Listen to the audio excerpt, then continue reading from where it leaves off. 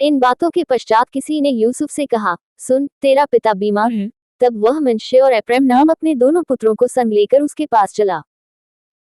और किसी ने याकूब को बता दिया कि तेरा पुत्र यूसुफ तेरे पास आ रहा है। तब इसराइल अपने को संभाल कर खट पर बैठ गया। और याकूब ने यूसुफ से कहा, सर्वशक्तिमान ईश्वर ने कनान देश के लूज नगर के पास मुझे दर्शन देकर आशीष दी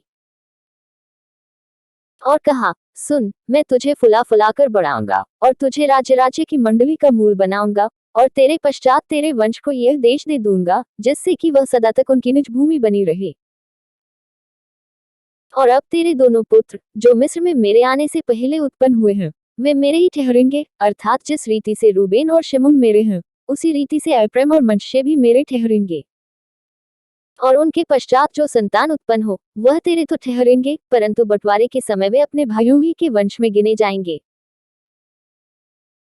जब मैं पद्दान से आता था तब एप्राता पहुंचने से थोड़ी ही दूर पहले राहेल कनान देश में मार्ग में मेरे सामने मर गई और मैंने उसे वहीं, अर्थात एप्राता जो बेतलेहम भी कहलाता है, उसी के मार्ग में मिट्टी दी।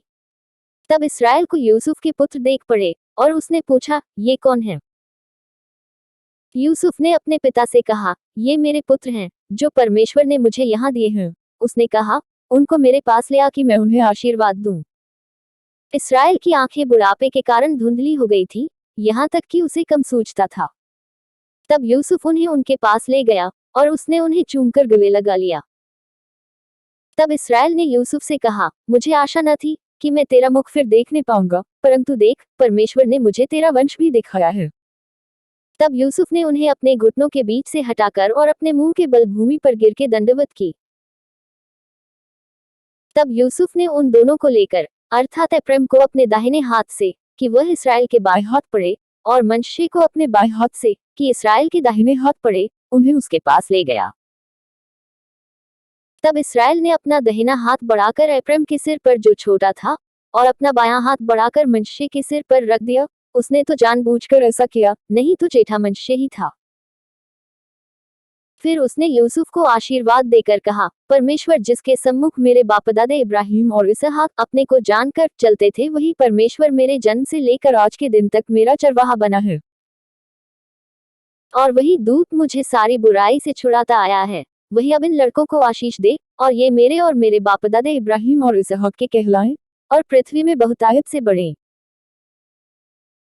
जब यूसुफ ने देखा कि मेरे पिता ने अपना दाहिना हाथ एप्रैम के सिर पर रखा है तब यह बात उसको बुरी लगी, सो उसने अपने पिता का हाथ इस मनसा से पकड़ लिया कि एप्रैम के सिर पर से उठाकर मनश्शे के सिर पर रख दे। और यूसुफ ने अपने पिता से कहा, हे पिता, ऐसा नहीं, क्योंकि जेठा यही है, अपना दाहिना हाथ इसके सिर पर रख। उसके पिता ने कहा, नहीं, सुन, हे मेरे पुत्र, मैं इस बात को भली भांति जानता हूँ, यद्यपि इससे भी मनुष्यों की एक मंडली उत्पन्न होगी और यह भी महान हो जाएगा, तो भी इसका छोटा भाई इससे अधिक महान हो जाएगा और उसके वंश से बहुत सी जातियां निकलेंगी।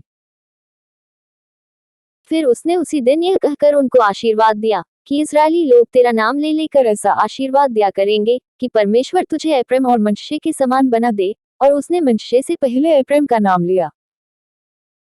तब इस्राएल ने यूसुफ से कहा, देख, मैं तो मरने पर हूँ, परंतु परमेश्वर तुम लोगों के संग रहेगा और तुमको तुम्हारे पितरों के देश में फिर पहुंचा देगा।